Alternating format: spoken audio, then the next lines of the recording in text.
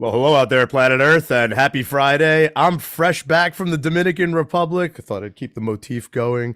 We're preparing for Thanksgiving in Chicago. A lot of time on the road this month.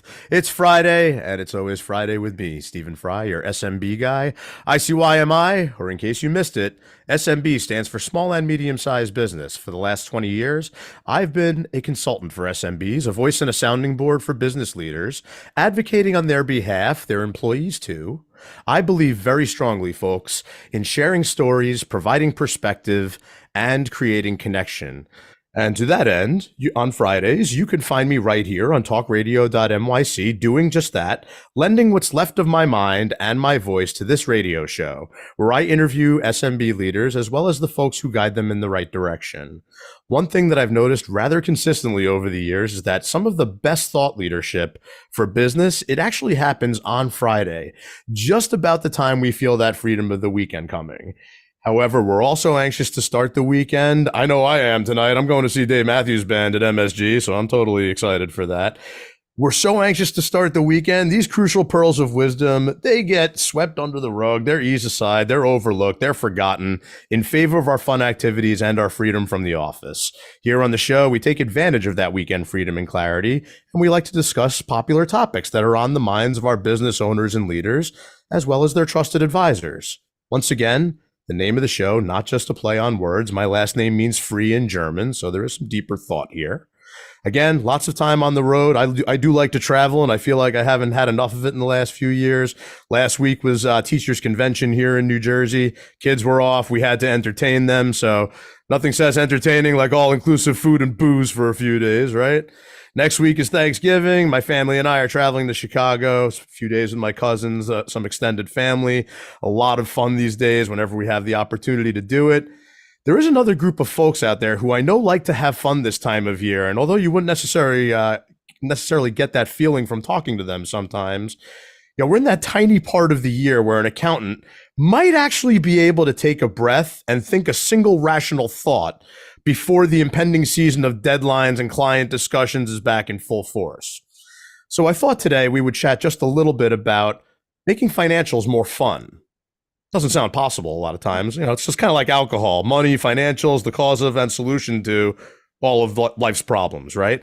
Financial statements in particular, though, they provide a snapshot of a company's financial health, their performance over time, their operational costs and overhead, cash flow on a monthly, weekly, daily, hourly basis. They're somewhat essential because they provide really detailed information about revenue, expenses, profitability, and other obligations that the business has. Does any of that sound like fun to you guys? Well, maybe not particularly. Yeah, to you it does. You're an accountant. Of course it does. But many folks, they tend to have more fun in general and peace of mind when they're aware of this information. Even though sometimes they like to avoid it, they should almost be excited to have it right at their fingertips. And yet many stay away from it like the plague. Sometimes they're just afraid of the black and white numbers. They might consider it an additional cost that they don't need because they have their numbers in their books. And guess what? If you can't really translate it to anybody else, it ain't all that good for you, right? So ultimately, you might have to tell somebody else the story. Well, talk is cheap. We're on talkradio.nyc. We don't want this to just be talk. The goal here, folks, once again, let's use the insight that we get here today on the business landscape and create some more impact on Monday morning. That's it. Not that complicated, right? It is far too often in my travels, the SMBs I deal with especially, they're focused on some type of product that's going to solve all of their problems. The magic wand of the hour, the shiny new mousetrap, the new tech, the new app. Very consistently over the years, one thing I see, products change every single day, especially with everything we do, not just business, but personal life. Next week is Black Friday, right? Everybody's going to go shopping for all kinds of stuff. I do every year. Is the TV that I bought 10 years ago going to have the same features as the one I buy next week? No. But the process of buying during Black Friday, and I personally like PC Richard & Son, that's just the one I like to gravitate to. Those are the folks that I go to. You surround yourself with the right people first. You execute a good process. The products will be there whenever you need them. They change every day anyway. Everything begins and ends with the people. So in the spirit of surrounding yourself with the right people, for the second day in a row, I'm hanging out with my friend, Kevin Muldowney. CPA at large, senior accountant at David M. Muldowney Jr. CPAs. So, just a little bit about Kevin before we dive into the fun here today. After graduating from the Haupt School of Business at St. Joseph's University with a BS in business management, Kevin followed his father's and his grandfather's footsteps and joined the family accounting firm. He went on to receive his MBA in accounting from Monmouth University, thus fulfilling the educational requirements of having a CPA license. After receiving the CPA license, Kevin became certified in New Jersey, followed shortly by New York. So, double threat guy in the Northeast here. In addition to the CPA credential, Kevin is a QuickBooks Pro advisor. He assists users with various services, including installation, setup, and training, with a primary focus on small business accounting and tax preparation of all entities. Kevin enjoys his involvement in local professional organizations and has become treasurer for two of them, all while steadily increasing his role in the firm. Born and raised in Monmouth County, Kevin remains there, living in Tinton Falls with his wife and two sons. He volunteers his time as a coach in the town's Little League program, which I was voluntold that I'm coaching basketball starting next week, so I'm excited for that. There aren't many accountants out there that can bring a smile and an element of fun to the discussion of taxes and financial statements. And guess what, people? We're lucky enough to have one of them hanging with me today. We're going to discuss my questions about movies, TV, and music. You know I'm never going to let anyone get away without that. Joining us today from my home turf, Monmouth County, New Jersey, a serial networking, third-generation tax geek, Kevin, welcome to the show. Thanks for making some time during your slightly less insane part of the year. Sure. Thank you for having me, Steve. I appreciate it. My pleasure. My pleasure for sure. Kevin, I have lots of friends, family, professional colleagues who are in your world, in your dad's world. I am fairly confident in saying that you smile, laugh, and make others laugh more than most of them, which is obviously one of my favorite differentiators for you guys as CPAs. It's time to tell everyone a little bit about your personal journey. Share with everyone how you got where you are today. All right. So as the firm name states, and as Steve just put up on the screen behind him, the name of the firm is David Muldowney Jr. CPA. Dave is my father. He's been doing this for a long time. So I graduated St. Joe's in 2001. Sold gym memberships for about 3 months. Felt like sales was not my gig, and it's something. There was a transition going on in the partnership that my dad was in. At about that same time, I approached him and said, "How about I come work for you?" He agreed. I went back to school, got the educational part of the certification out of the way. So there's the three E's as far as becoming a licensed certified public accountant in the state of New Jersey. There's education, there's experience, and there's the exam. So education, you need 150 credits, graduate with 120. So you graduate undergrad with 120. So essentially you need 30 more. Monmouth University at the time had an accounting track to the MBA program, which fulfilled the educational needs. I did that while I was working, fulfilling the experience needs. And once I did that, I sat for and eventually passed the exam, which fulfilled the exam needs. So that's how that happened. And then, I've just kind of been growing ever since. Now, the $1 million question I always get is, so did you know you're going to be accountant, from birth? Did they kind of push you in that direction? And my answer is always no, they didn't. As a very naive high school student and college student, I just thought that it's going to work 9 to 5 and make my millions that way. Yep. Initially, I wanted to be GM of a baseball team, kind of like Costanza.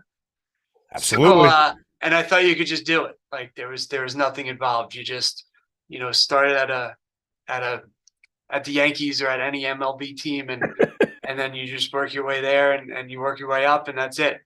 As I said, very naively, I thought that.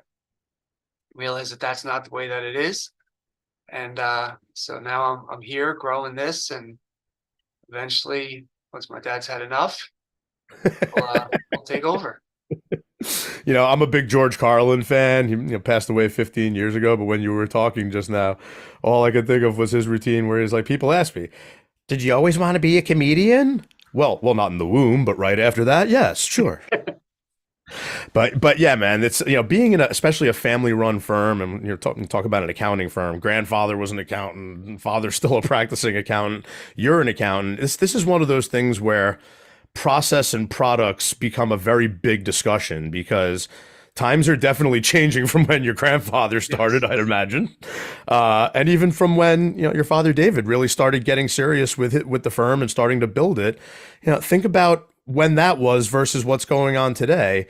And aside from making people smile and bringing a little bit of a fun edge to so little tidbits about what you do and how you do it, it seems like you have that kind of forward thinking piece working for you with the firm and with the way that certain things are packaged at this point, more so than might have been in the past. How has that been for you working with your father and the rest of the team for that? And is it exciting for you moving forward?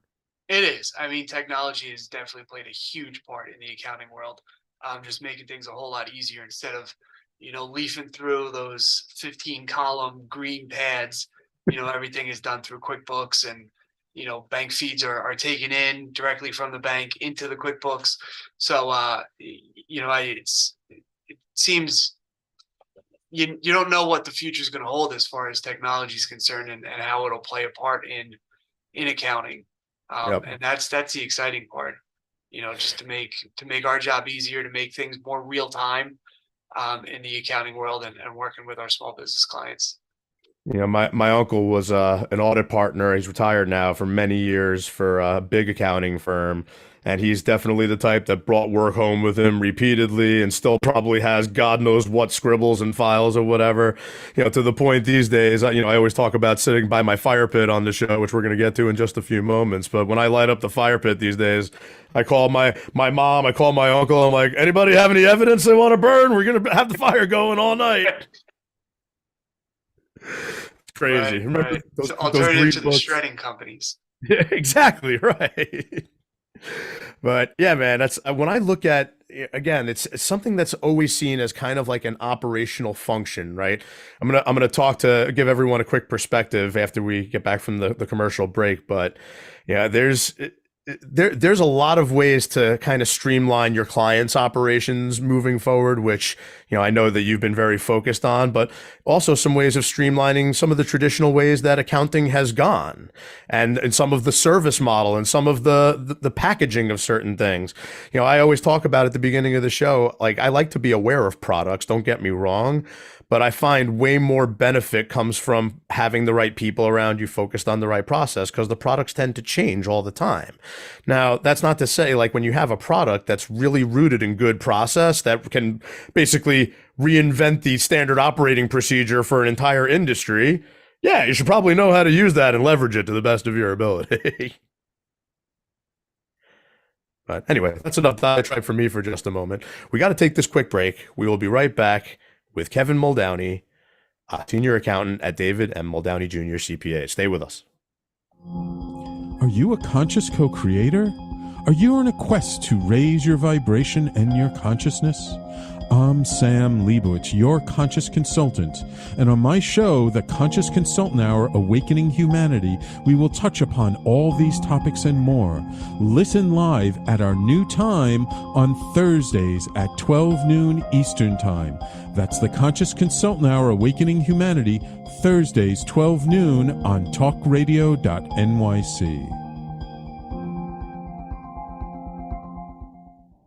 Are you a high-achieving, growth-oriented leader?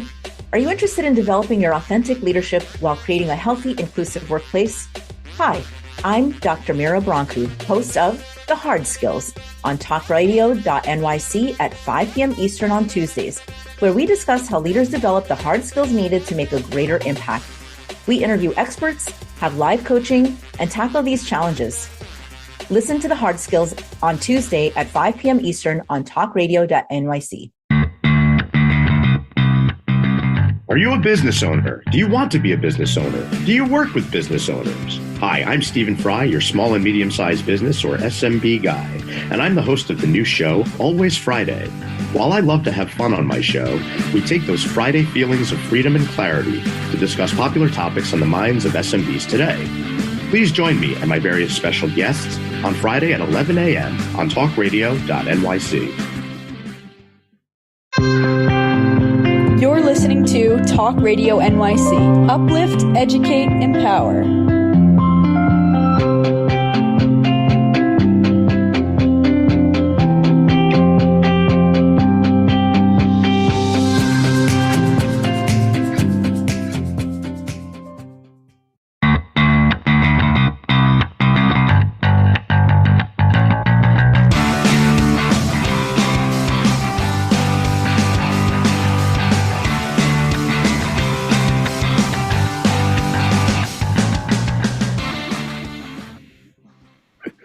Welcome back, everybody. It's Friday. It's always Friday. And it's me, Stephen Fry, your SMB guy. But it's not just me. We're here with Kevin Muldowney, senior accountant with David M. Muldowney, Jr. CPAs. Kevin, in this part of the show, before we dive into the method behind your madness, I always like to take a moment and just sit by the fire pit, as I was just talking about. It's starting to get a little colder out there. I actually love this kind of weather for the fire pit. It's prime fire pit season to me. But there's a couple of quotes I've been kicking around in preparation for us to hang together today that really have resonated with me. And I actually found some similarity to some of the things you have on your website, which always makes me feel good. Again, I appreciate you altering your website content to fuel my show just a little bit better. Anything for you, Steve. I know. I really appreciate that, especially when it's not tax season. Anybody will do anything for me.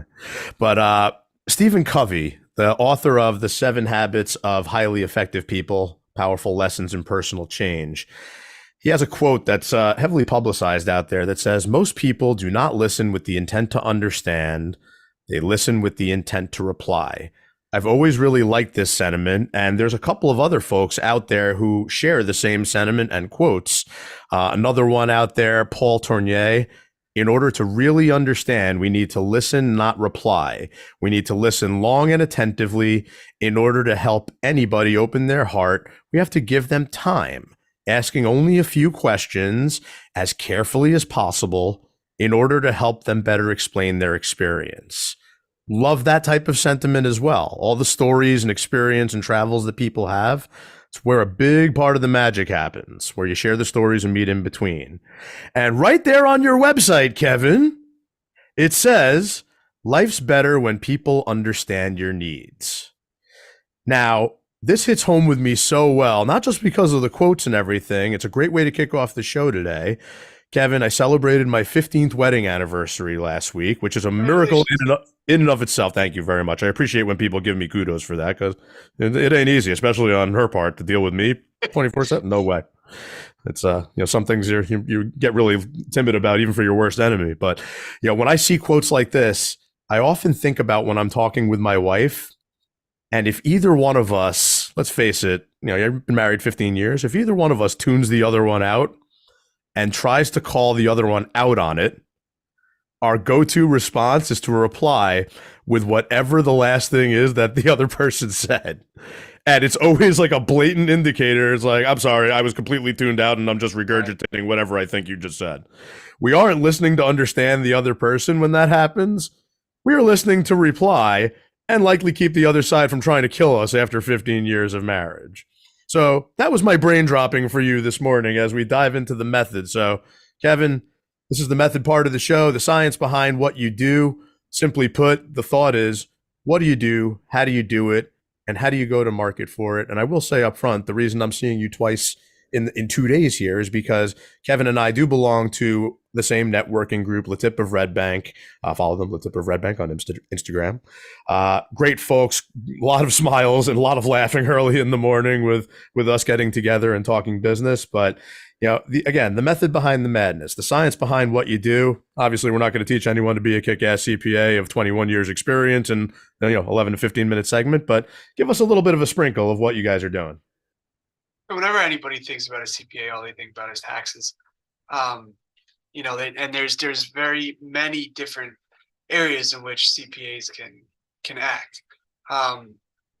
There's CFOs of publicly held companies, there's CFOs of privately held companies, there's controllers, there's obviously taxes, then there's small business accounting, there's bookkeeping, everything can fall under the accounting realm. And that's essentially what we like to do for our small business clients, is kind of become their accounting department, and that can range anything from bookkeeping up through, CFO type services, where we're providing financial statements so that they can go get a loan from the bank, or we're providing financial statements to meet some type of bylaw requirement, or we're providing financial statements to potentially bring on another partner, or bring on, some outside funding. Mhm. And then there's also I mentioned bookkeeping, so that's another area where we kind of come in to help, just to let that business owner do what it is they went into business to do, right? Somebody starts and goes out on their own, starts an HVAC company. They don't want to be worried about entering their credit card transactions into their QuickBooks so that their accountant can provide financial statements or prepare a tax return. They don't want to worry about reconciling their bank statements. They don't want to worry about, doing their payroll. They don't really want to do any of that stuff. They want to go out and they want to manage their staff, oversee their teams, and, run their business, the thing that they got into business to do. We want to take all that other stuff off of their plate so that they can go out and do what it is that they do best, right? And do what it is that we do best. Yep, absolutely. And this is something with my travels and my resume and field experience and the work that I do that it couldn't hit home anymore. Well, it actually does hit home just a little bit more on your website, because I love the Northeast and Monmouth County and where we live during the fall months. And you have it right there with the fall foliage and everything. We'll take you beyond the numbers so you can get back to business. Nice calming feeling, which I don't usually get from the CPAs that I work with. So bravo, good work. Exactly. Thank you. So, again, like when you line up, I use analogies like this all the time. You line up 10 CPAs, you line up 10 plumbers, you line up 10 electricians, like might not sound like similar businesses and everything, but if you ask them kind of the method behind their madness, like what do you do, how do you do it and everything, a lot of times you might get some very, very similar answers. But when you start going deeper with the founder's journey, like we just went through a little bit, and we get into the madness in the next segment, which I'm very excited to talk about with you, it gives a little bit of differentiating stories amongst all of these folks who are out there. And I can't help but think that since is it a third generation? Was there a fourth generation accountant for you, or is that three generations? I'm right? third. I'm Okay. third. Yeah, I do have two boys, but again, I'm not pushing them into it. If they want to, they see the benefits that it provides, then good for them. I'd have to think that there's some awesome advantages to having been around the block a time or two in the family tree, but also having someone like you who is trying to look forward and what's on the horizon, not just looking at it, which I'm sure is another big question you get all the time. It's like, Jesus, is your father ever going to retire? And the answer to that's probably no. He's probably going to run numbers forever, because I know he loves that stuff. But it's just looking at some of the different ways to leverage what's out there. Like you and I are both serial networkers. I love that about you. That's how I met you, and wasn't from this networking group. I remembered you from years ago, traveling around in whatever circles I was running around in. But you don't always have that mentality with somebody who's a CPA and operational viewpoint, just cranking out returns and cranking out extensions and taking a quick break and doing it all over again. Right. Yep. It seems like that's something, especially lately, that really has you motivated and has you excited for what's to come. So talk to us a little bit more of some of your methodology with that, especially if there's some of the businesses you're working with, going into some of succession planning mode, transfer to the next generation. Like your sons might not do it, but you're doing it with your father. So you could speak from real experience with it, with some of these folks. Sure. Yeah. Talking about the networking, I, from the first, probably like the first week or first month that, I was with the firm, I was going out with my dad to different chamber meetings and networking breakfasts and what have you. So, is from my first introduction into the business world, I've been going out and meeting new people, because that's where business comes from. It's the 19th hole, if you will. It's for sure. And you never know where it's going to come from. You introduce yourself to another small business owner as a CPA. They're like, oh, I've had issues with mine, or I'm looking to start a business and need a good team behind me, or whatever the case may be. And I've also seen people that I grew up playing Little League with. Some of them are now clients of mine. So you never know where the business is going to come from. Like they could do a quick internet search about CPAs near me, or accountants near me, or tax preparers near me, whatever the search term du jour is.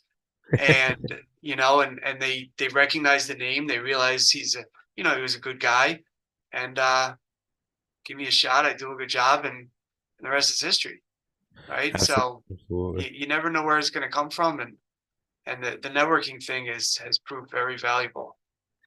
When you talked about an HVAC client, as just an example, I have a bunch of HVAC clients, and folks that you played Little League with.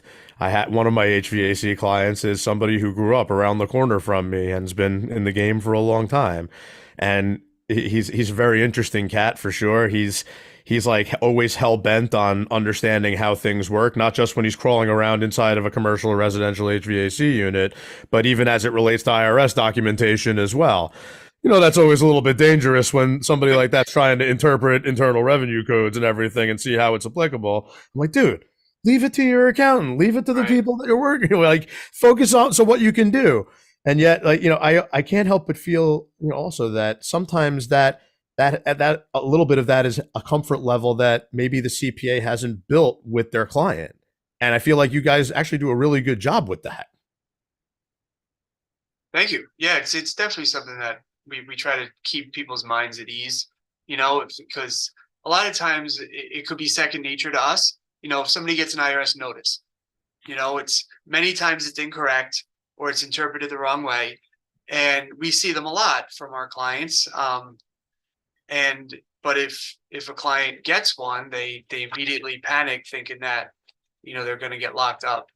Yep, 100%. I had one get a notice for a retirement plan that was just an annual disclosure. Freaked out and thought they were getting fined for something. Even the same HVAC client, we had the employee retention credit calculations done for him and the returns amended to realize the credit. And he's like, "Oh my God, I just got a letter from the IRS." He sends me a picture of it. I was like, "Dude, this is the exact kind of letter you want to get from the IRS. It says money's coming." You got to read the fine print, obviously, Yes, exactly. But yeah, I mean, this again, being all about the people first. Listen, nobody wants to be stressed out. If you're a small, medium-sized business owner and you are an entrepreneur, you have stress, especially if you have employees. You have stress. That's a world that I play in every single day. But when you talk about what you do and how you do it and everything, it's like even this content, once again, thank you for putting this on your website for me. I really appreciate it. But what we do, let us take the stress out of running your business. Let's face it. There's two guarantees in this life that we talk about all the time in my show. You have to pay taxes and you have to die. And those are, your business doesn't have to necessarily die. It could go on in perpetuity. We as human beings, unfortunately, unless they figure out some way for eternal life. Yeah, everybody ultimately meets their demise. But, being able to take the stress out of the day-to-day and have the client focus on their business, not so much in their business, oh my God, it could be so empowering and can be so much fun. And for me, you've heard me say it before, Kevin, if I'm not having fun, I'm not making money. And I know that a lot of folks out there feel that way, but they don't always take the steps that they can take to really embrace a lot of it. And I really love and respect what you guys are doing and how you're doing it, because I think you get there really well with your clients. Great, thank you. So I'm gonna stop pumping your tires for the moment. We're gonna take a quick break, but we will be right back with Kevin Muldowney, senior accountant, CPA at large at David M. Muldowney Jr. CPA. Stay with us. Hey everybody, it's Tommy D, the nonprofit sector connector, coming at you from my attic. Each week here on talkradio.nyc, I host the program Philanthropy in Focus. Nonprofits impact us each and every day, and it's my focus to help them amplify their message and tell their story. Listen each week at 10 a.m. Eastern Standard Time until 11 a.m. Eastern Standard Time, right here on talkradio.nyc. What really drives success in business? Introducing Intangify, the show that explores the intangible assets that create value and growth. I'm Matthew Asbell, your host and an attorney focused on innovation. Join me Fridays at noon Eastern to discover how innovation, culture, and other intangibles shape thriving companies from startups to established businesses. We'll share strategies to unleash your business's true potential. Tune in live on talkradio.nyc Fridays at noon Eastern and intangify your business today. In a post-COVID world, you may have many unanswered questions regarding your health. Are you looking to live a healthier lifestyle? Do you have a desire to learn more about mental health and enhance your quality of life? Or do you just want to participate in self-understanding and awareness? I'm Frank R. Harrison, host of Frank About Health, and each Thursday, I will tackle these questions and work to enlighten you. Tune in every Thursday at 5 p.m. on talkradio.nyc, and I will be frank about health to advocate for all of us. You're listening to Talk Radio NYC at www.talkradio.nyc. Now broadcasting 24 hours a day.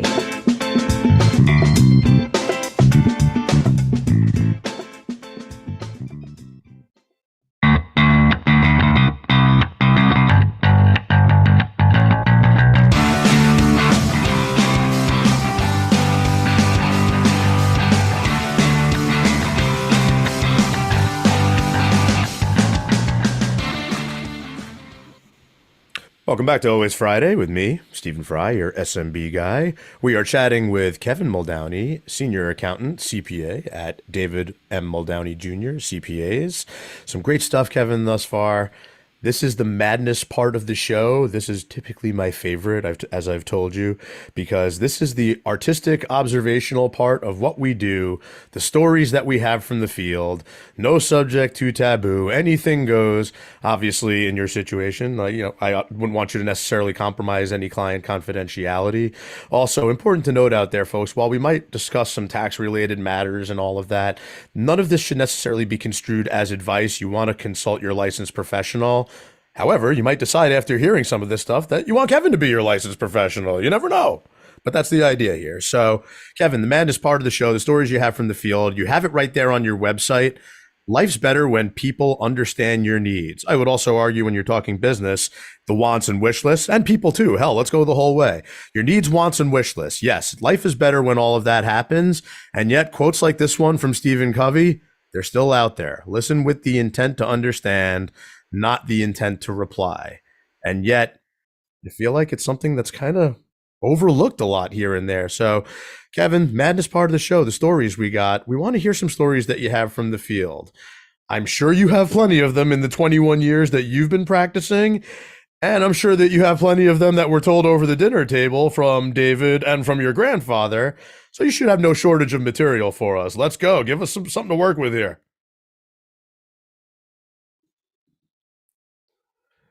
Though you do have to come off mute. Study show. I know. You would think it's my first Zoom ever, you know?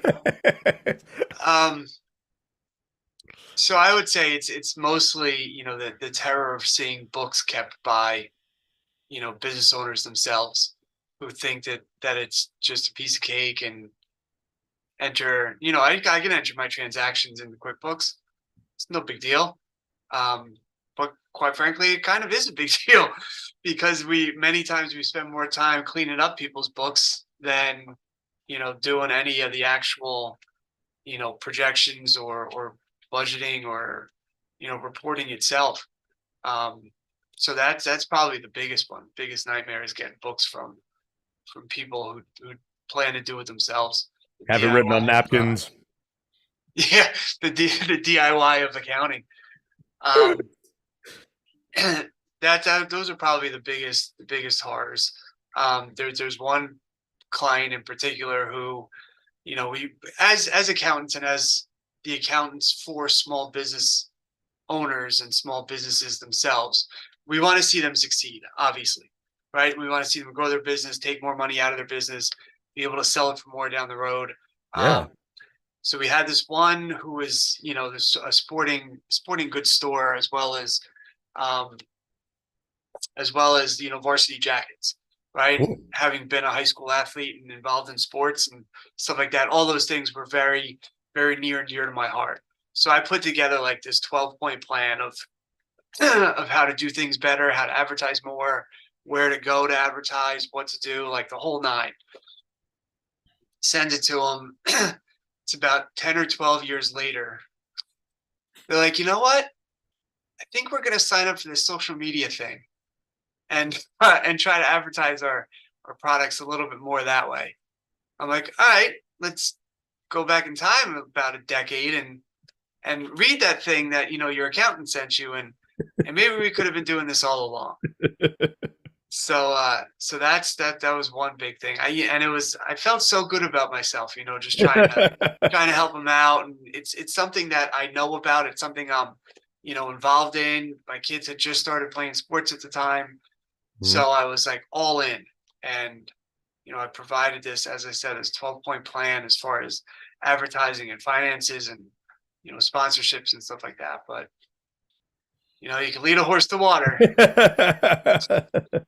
Not to interrupt, but I love stories like that. And it's like, not to say I told you so, but here we are. Yeah, but, I told you so. Yeah. And I think at the same time, this person was trying to do their own books also. And yeah, not good. And I've seen some as of late that really have been struggling with it as well and still trying to do it. And they're talking to me and to other folks about, relinquishing some of it and delegating it. And still they're having some separation anxiety that's hindering their performance, right. which is scary. Something that I say a lot these days, Kevin, us being of similar vintageness as far as how old we are and everything.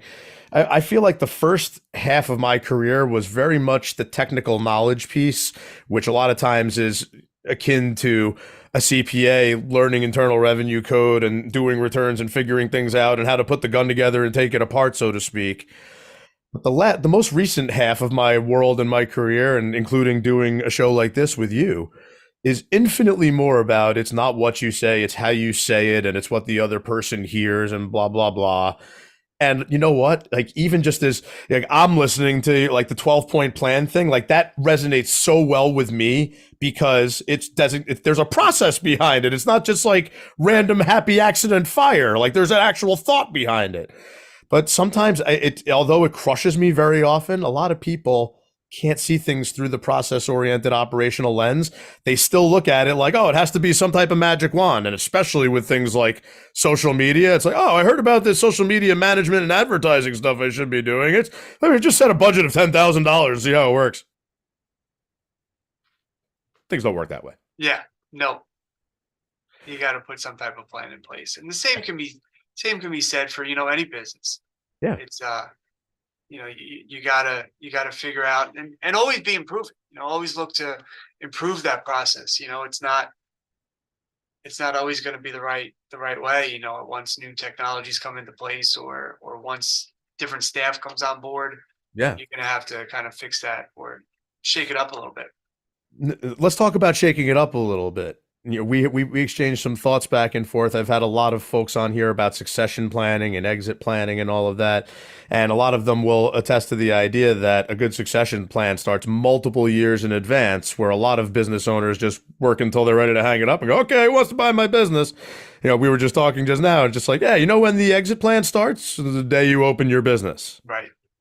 So exactly. Good to begin with the destination in mind, but I also kind of subscribe to the idea of Ralph Waldo Emerson and Aerosmith, life's a journey, not a destination. There's plenty to be learned from the journey, but let's talk a little bit about that. I'm sure you've had that experience, because if I've had it a crazy amount of times in the last 20 years, you had to have had it. Right. What about the folks who work right up until they're ready to be done? Just go, you know what? It's time to hang it up. They end up paying more in taxes. They end up not getting as much value for their business. I'm sure you've seen plenty of that. Right. And I mean, to take it back to your buddy, Mr. Covey, one of those habits is begin with the end in mind, right? Yep. So that's, that, and it can be not necessarily even just for getting out of your business, but, anything, right? If you want to hit a certain net income, certain take-home pay, you have to begin with, what are the rest of your expenses of your business and how much profit do you have to bring, or how much revenue do you have to bring in order to hit that net income number? And if you sell 3 different products, how many of each product do you have to sell in order to hit that revenue line? I know it's like multivariable algebra, but it's kind of important. So I'm a geek. I would call it a closet geek, but let's face it, some people just label me as a geek right away. But yeah, I love being a geek, and I love being a geek translator, right? But even what you just said, right, it resonates deeply with me. But like the similar sentiments can be expressed through Alice in Wonderland. If you don't know where you're going, any road will do. Yeah. It's a reason it's been around for a long time, Right. Yeah. Yeah. So, I mean, we do see it. We do see it a lot where people are just like, I think next year is about the right time. Well, how much do you want? And to go back to what I was just saying about begin with the end in mind, like when you retire, how much do you want to live on? And then what do we have to do to get your business up to that level to sell it for that amount, which will generate that much revenue, right? Per month, and there's different ways in which to structure the sale in order to reduce that tax liability, and put some guarantees in place and stuff like that. But yeah, it's the begin with that, as you said, it's the day you start your business is the day your exit planning starts. Well, I would take it a step further, Kevin, especially with you and the team that you guys work with. A lot of CPAs I've partnered with over the years, and this is kind of unfortunate, right? When you have that operational mentality only, a lot of times when you're working with small, medium-sized business clients, you're only focused on the last quarter of business. Yeah. Whereas a really good CPA to me, and you just kind of hit the nail right on the head for somebody that I would talk to and look to partner with, right, is you guys are looking at it more focused on the next 5, 10, 20, 30 years of life. It's like, that's important. Right. Yeah. I mean, the present is because, there's current tax planning that needs to be done, but you want to think about it, not necessarily in just that year, but, the future years to come, right? If you plan on having a better year next year, then there's things that maybe you don't accelerate your expenses into this year, or you save them for the next, Yeah. I mean, I get into this a lot with my work of the concept of being proactive versus reactive. And I've even talked about it here as well. The idea of reactive in general being kind of a negative connotation feeling and word, where responsiveness very often ends up being a more positive feeling. Like if you have an engineered response for damn near anything that comes up, even if it's not you who's responding, it might be your private accounting team at David Muldowney Jr. CPAs. Like, as long as there's an engineered response, so it's not a fire drill every time something happens. Oh crap, I got to pay my taxes again. Yeah, you knew that. Like it's coming, right? But then also it's like, yeah, you need to live, you need to prosper into the future. Yeah, I always say, aside from money and growing revenues year over year, the business owners I deal with have 3 things on their mind at all times: operating expenses, taxes, and health insurance. And I try to help them with all of those things. And in a lot of ways, so do you and your team. Right. Exactly. So I get a little ramped up about this stuff. Yeah, I'm a little revved up here this morning. I only had I had 2 espressos, not even enough coffee to get moving. Oh, wow. It's stuff, not to say it makes my blood boil. It actually gets me excited, but again, like it's when I talk with someone like you you guys have the operational stuff down. You've been doing it for multiple generations, but you're also bringing some of the fresh eyes to it and what needs to happen moving forward. It's exciting stuff to me, and it's more of a necessity than a want or a wish list type of thing these days to me. Right. And the more people see it that way, the more successful they'll be, the more fun they'll have. Exactly. I hear you. That's what making more fun out of financials is all about. Let's take a quick break. We will be right back with Kevin Muldowney, Senior Accountant, CPA at large, with David M. Muldowney Jr. CPA. Stay with us, everybody. Are you a high-achieving, growth-oriented leader? Are you interested in developing your authentic leadership while creating a healthy, inclusive workplace? Hi, I'm Dr. Mira Brancu, host of The Hard Skills on talkradio.nyc at 5 p.m. Eastern on Tuesdays, where we discuss how leaders develop the hard skills needed to make a greater impact. We interview experts, have live coaching, and tackle these challenges. Listen to The Hard Skills on Tuesday at 5 p.m. Eastern on talkradio.nyc. Hey everybody, it's Tommy D, the nonprofit sector connector, coming at you from my attic. Each week here on talkradio.nyc, I host the program Philanthropy in Focus. Nonprofits impact us each and every day, and it's my focus to help them amplify their message and tell their story. Listen each week at 10 a.m. Eastern Standard Time until 11 a.m. Eastern Standard Time right here on talkradio.nyc. Are you a business owner? Do you want to be a business owner? Do you work with business owners? Hi, I'm Stephen Fry, your small and medium-sized business or SMB guy, and I'm the host of the new show, Always Friday. While I love to have fun on my show, we take those Friday feelings of freedom and clarity to discuss popular topics on the minds of SMBs today. Please join me and my various special guests on Friday at 11 a.m. on talkradio.nyc. You're listening to Talk Radio NYC at www.talkradio.nyc. Now broadcasting 24 hours a day.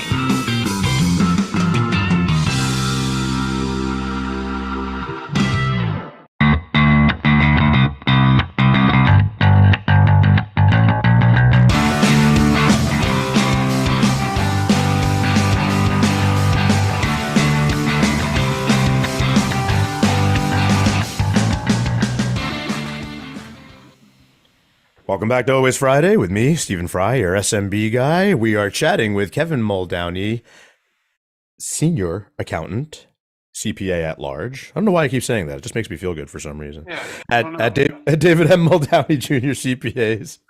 Kevin, great stuff so far. Love it. Time to bring everything home here. There's so much great content on your website. Again, thank you for altering all that for me. I really appreciate it once again.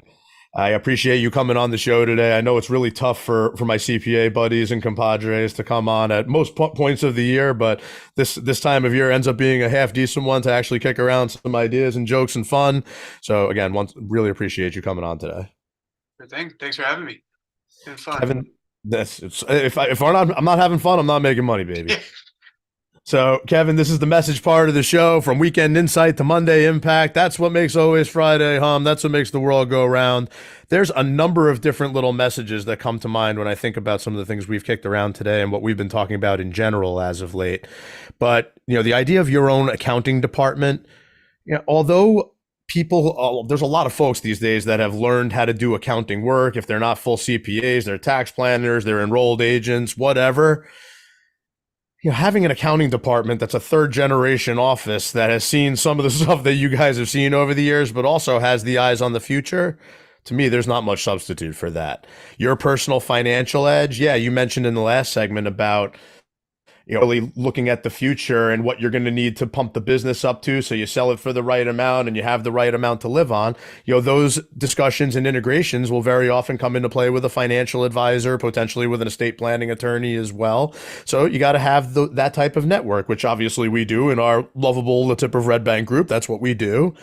That whole take the stress out sentiment. Oh my God, like taxes are so stressful, like individual, personal life wise, business wise. Just the sentiment that you have on your website of just take the stress out of it. It's not everybody's world, even though everyone feels like, including my HVAC guy, that they can read the Internal Revenue Code and interpret 90 different ways that it can be interpreted and to approach the IRS about it. It's like, don't waste time with that. It's like, go do the HVAC work and make tons of money doing that, especially this time of year, right? Yes. But the ideas that you guys have posted, like we'll take you, like that beautiful fall picture I had up before, we'll take you beyond the numbers, right? Like those types of ideas will take you beyond the numbers so you can get back to business, even from your own personal firm, from the David M. Muldowney Jr. CPAs. Small firm, big results. Do more with less. Be as efficient as you can. Have some fun with this crap. Don't look at it as just black and white numbers.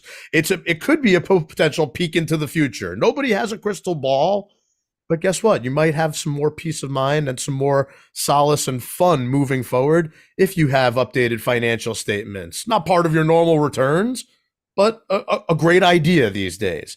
I'll shut up and let you spew some of the sound bites here because you got to have some. So lay it on everybody. What do you want them to remember over the weekend? I would say if anybody could take one thing away, it's, get back to doing your business, right? It's, you got into business to do what it is that you do.